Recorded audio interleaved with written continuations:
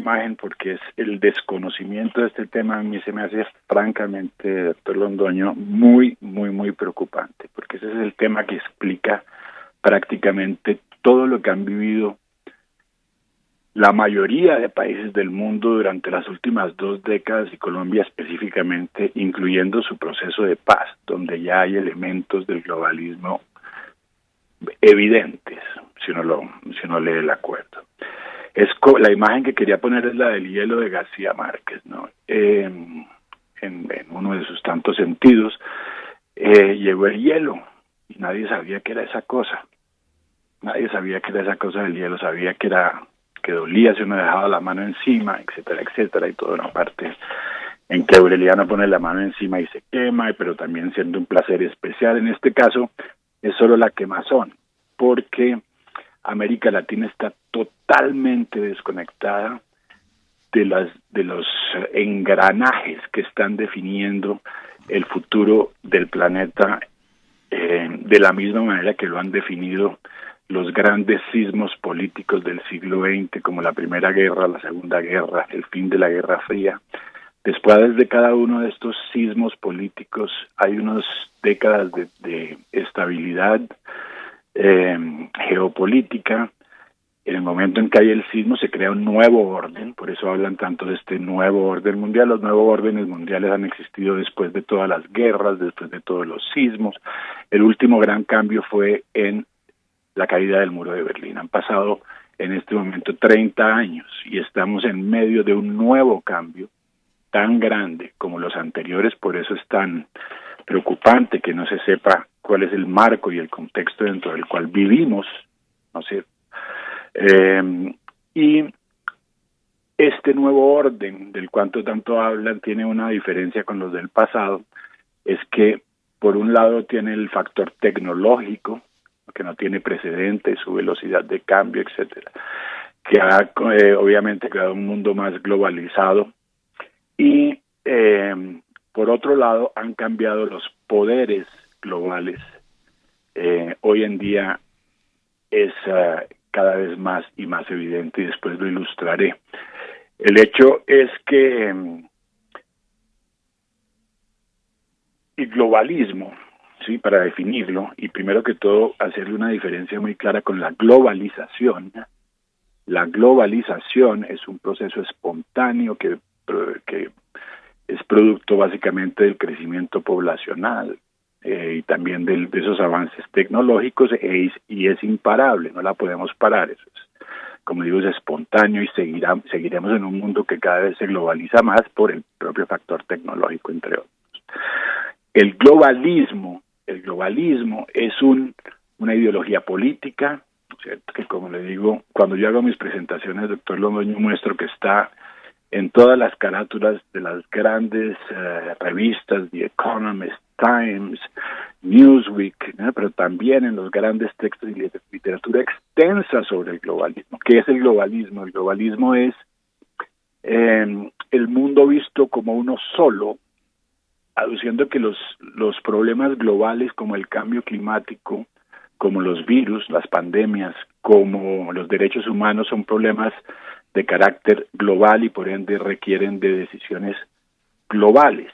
Es precisamente ese globalismo el que propone las fronteras abiertas de aquel pacto de migración que usted y yo discutíamos hace algunos años, del 2018, firmado en Marrakech, que es precisamente el que abre las fronteras. El globalismo está explicando de lo que vivimos en el día a día, no solamente los fenómenos migratorios, está explicando en el caso de Colombia el por qué no se ha reducido la cantidad de droga.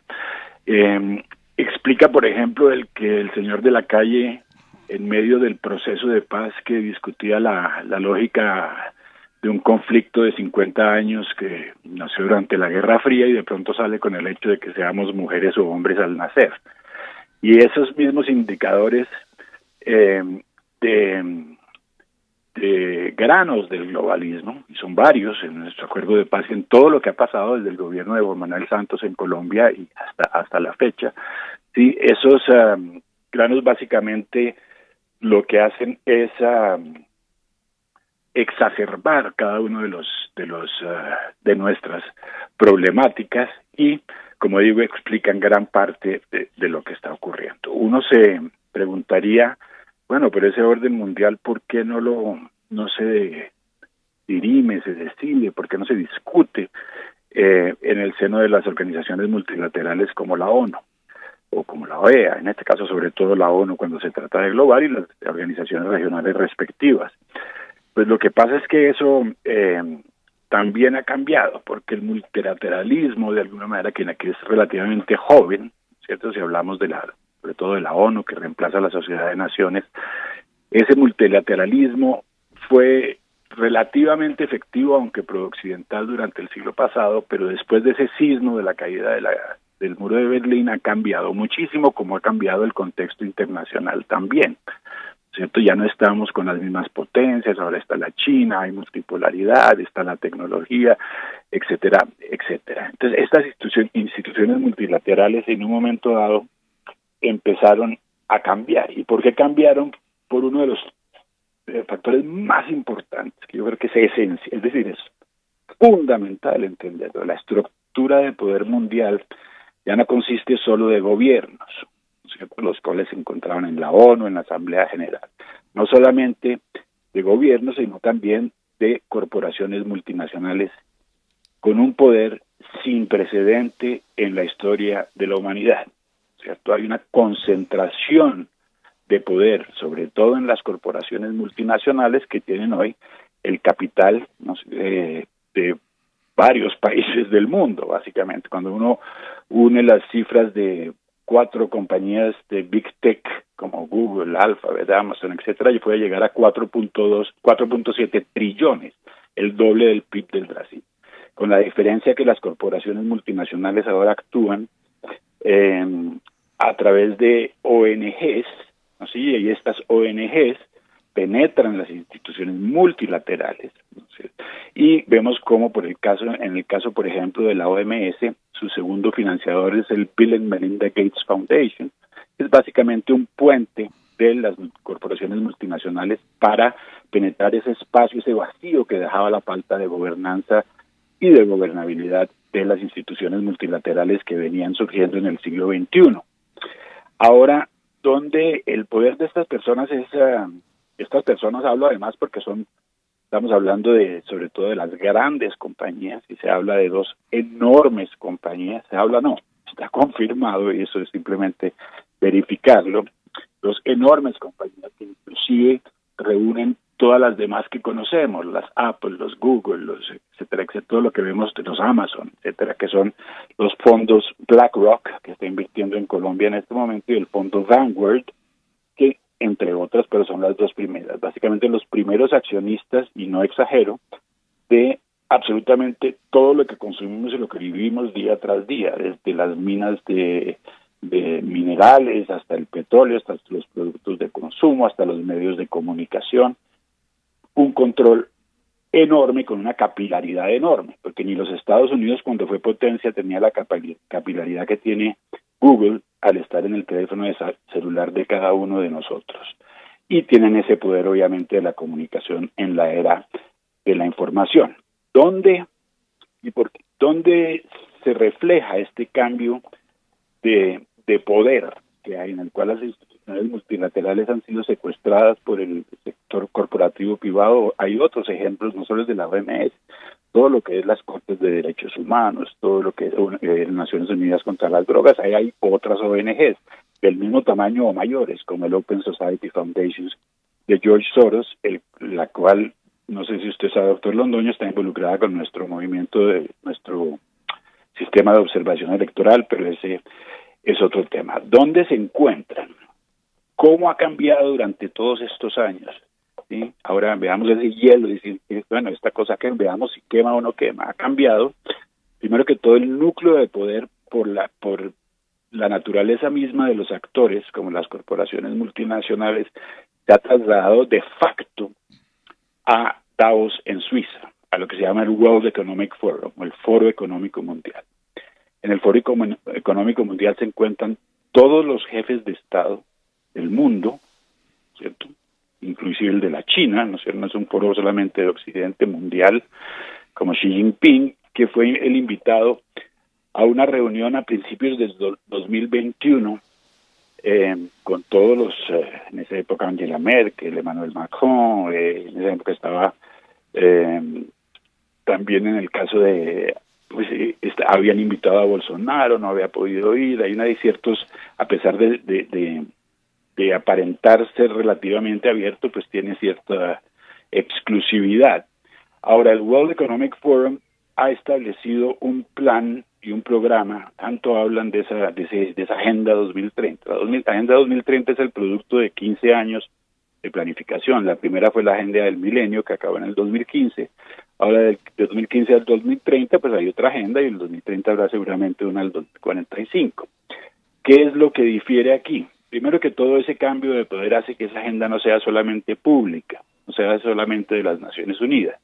El World Economic Forum, el Foro Económico Mundial de las Naciones Unidas, trabajan en tándem, ¿sí?, conjuntamente para la implementación de este tipo de cambios. Ahora, en esa reunión del 2021, esto es estoy tratando de ser lo más sintético posible porque es bastante complejo, como dije.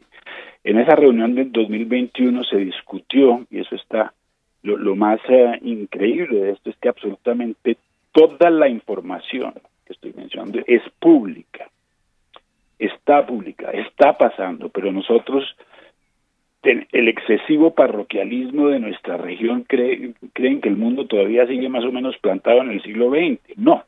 No, esto ha cambiado muchísimo. Y esta reunión del 2021 en enero fue la reunión que llamaron tanto Xi Jinping como el príncipe Carlos de Inglaterra, como precisamente uno de los miembros es el director de BlackRock, esa compañía que mencionaba financiera, y se llamaba el Gran Reseteo, o el famoso Gran Reinicio. Pues ese Gran Reinicio es otro pedazo de hielo, en el sentido de que nadie sabe lo que está pasando y el que contextualiza gran parte de lo que estamos viviendo. El Gran Reinicio es un término discutido desde hace más o menos unos 15 años, en el sentido de establecer este mundo más global, ¿no es cierto? El director del World Economic Forum, el profesor Klaus Schwab, escribe en el 2021 el libro que es prácticamente una planificación tanto concreta como conceptual, inclusive para introducir nuevos conceptos de la manera en que vivimos. Publica un libro que se llama COVID-19 y el Gran Reinicio. Lo encuentran donde quieran, es un libro muy importante. Después de publica el libro de la Cuarta Revolución Industrial. Estos dos libros son claves, inclusive mencionada la Cuarta Revolución Industrial no solamente en la academia, pero por el propio presidente Duque en su discurso del 20 de julio, y otros elementos de cosas que vienen, de asuntos que tienen que ver con el Foro Económico Mundial. ¿Qué es el Gran Reinicio? El Gran Reinicio es un cambio radical en la manera en que vivimos, basado sobre todo en la tecnología. El Gran Reinicio implica un cambio a nivel en el ámbito de los gobiernos, un cambio, un papel menos importante para los Estados Unidos de América, lo que explica mucho de lo que pasó entre el gobierno Trump y el gobierno Biden. Este globalismo y este gran reinicio empezaron con mucho más fuerza durante el gobierno Obama. Trump lo interrumpe. Ahora estamos con un presidente totalmente que adhiere totalmente al gran reinicio y a las políticas del World Economic Forum, el presidente Biden, y básicamente lo que hace es redefinir nuestra vida de A a doble Z, ¿no es cierto? Redefine la economía. Se está pensando en lo que se llama el stakeholder economy, o la economía de las partes interesadas, en la cual son las grandes empresas las que están al centro, y la ciudadanía, los gobiernos, etcétera, están alrededor de un núcleo, ¿cierto?, y supuestamente bien representados. La verdad es que el Foro Económico Mundial y esa presencia de Xi Jinping preocupa a muchos, porque una de las posibles, seguramente lo que se hará es digitalizar, ¿no es cierto?, a medida que avanza la economía, digitalizar nuestras vidas, pero digitalizar también la economía, digitalizar el comportamiento del ciudadano como lo hacen en China con el sistema de crédito social, ¿no es cierto? Y además hay muchos vínculos entre las compañías tecnológicas chinas y las compañías de Occidente. O sea, en otras palabras, la porción occidental que propone este gran reseteo, del cual nuestro presidente está muy, muy enterado, tanto que escribió recientemente un libro con Klaus Schwab sobre el cambio climático, uno de estos temas globales. Esa presión hay una convergencia precisamente entre esa porción occidental y la porción de Oriente. La China, este otro gran poder hoy en día que está creciendo, a diferencia de, como mencioné yo, lo que era a principios de siglo, donde solamente estaba surgiendo.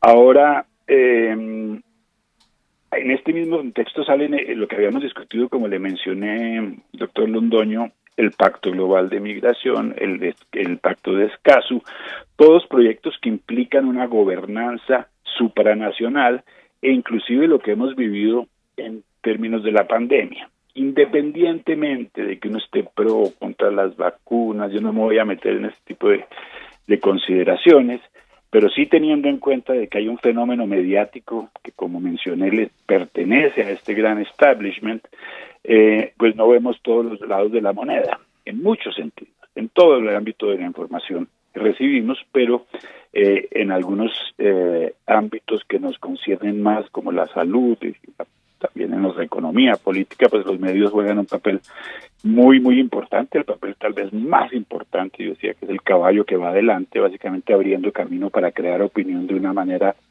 o de otra. Pero esto es lo que explica, entonces, como le decía al principio, estas grandes migraciones de América Central hacia los Estados Unidos. Una frontera abierta en el sur de Estados Unidos, cosa que los medios están ocultando de una manera descarada. 2 millones de personas han penetrado a los Estados Unidos desde el principio del gobierno Biden, totalmente indocumentadas.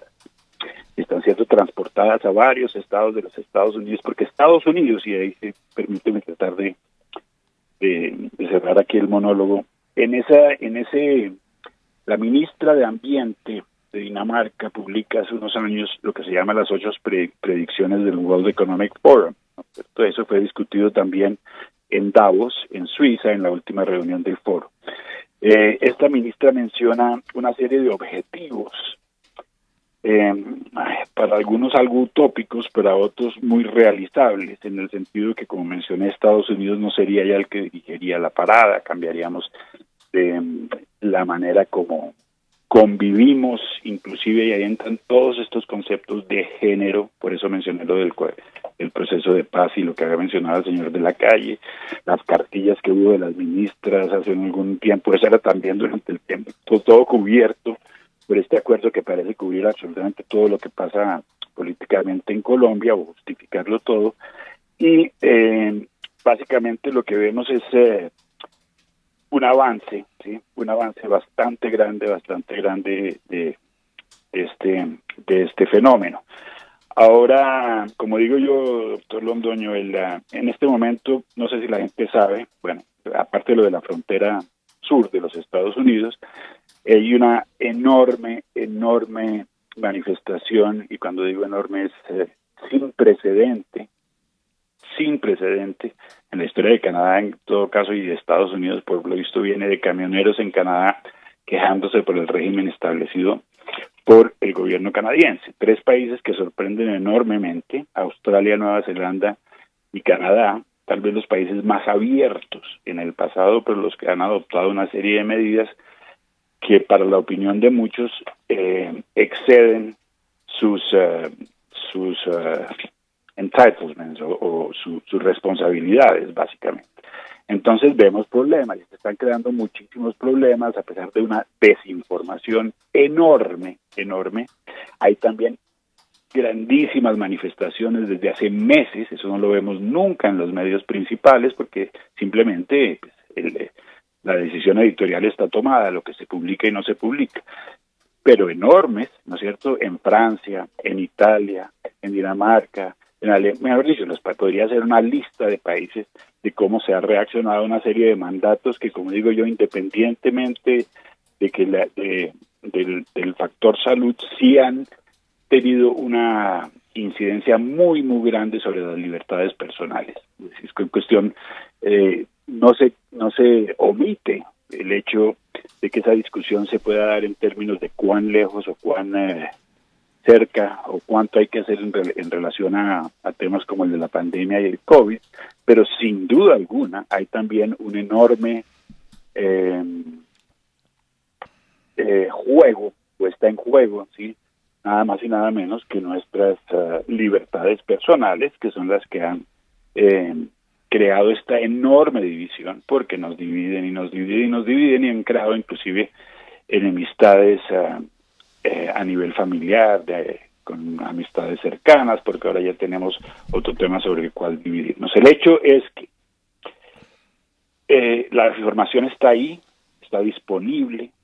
Yo veo que eso no lo discute aquí en Colombia ni los candidatos. Algunos de los candidatos sin duda alguna hacen parte ni tienen el respaldo de esa maquinaria, sin lugar a duda. Específicamente el presidente, ese fue un lapsus muy incómodo, el candidato Gustavo Petro, que a mí me parece aterrador, porque en un momento dado la elección de Petro significaría no solamente la implementación del globalismo, que es de facto una especie de socialismo tecnológico, y el socialismo clásico, ¿no es cierto? Una mezcla ahí amorfa, muy aterradora, diría yo. Ahora ya tenemos varios de los candidatos que se sabe, que tienen un respaldo claro, porque aquí hay varias opciones, le apuestan a varias cartas.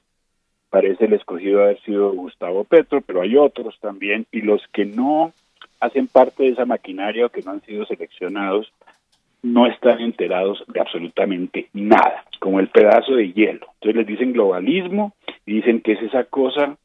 Eso es teoría de conspiración. Entonces solo les falta mirar toneladas de literatura, de discusiones académicas, think tanks, como mencioné, publicaciones, básicamente lo que estaba en juego, y se puede ilustrar, pueden verlo en mis videos. El pasaje de la presidencia de Trump a Biden era precisamente el nacionalismo contra el globalismo, porque el globalismo se opone al Estado-nación. Y el Estado-nación debe sacrificar sus fronteras, sacrificar su soberanía y entregarse a un orden que ya lo estamos viendo kinéticamente, lo estamos viendo con las propias directivas que tienen organizaciones como la OMS en términos de la pandemia, independientemente de lo que uno opine del tema. El hecho es que ya están implementando políticas globales. Así lo harán con Escaso, con el medio ambiente, así lo harán en otros ámbitos también, y poco a poco lo que vamos haciendo es entregando a través de un filtro llamado organizaciones multilaterales, que efectivamente cubrirá muchos estados-nación de manera conjunta, entregándole nuestra soberanía a las corporaciones multinacionales. Esta es la nueva estructura del mundo.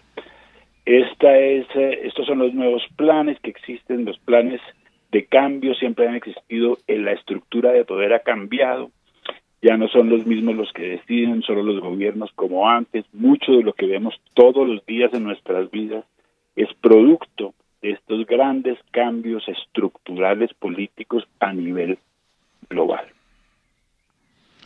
Bueno, el mundo cambió, tal vez no nos dimos cuenta, no lo vimos llegar, o tal vez sí lo vimos llegar y no nos importó lo que sería peor. Profesor Omar Bula, muchísimas gracias por acompañarnos y por darnos esta espléndida lección de lo que es el globalismo y de la significación que tiene para los estados y para nuestras vidas el globalismo.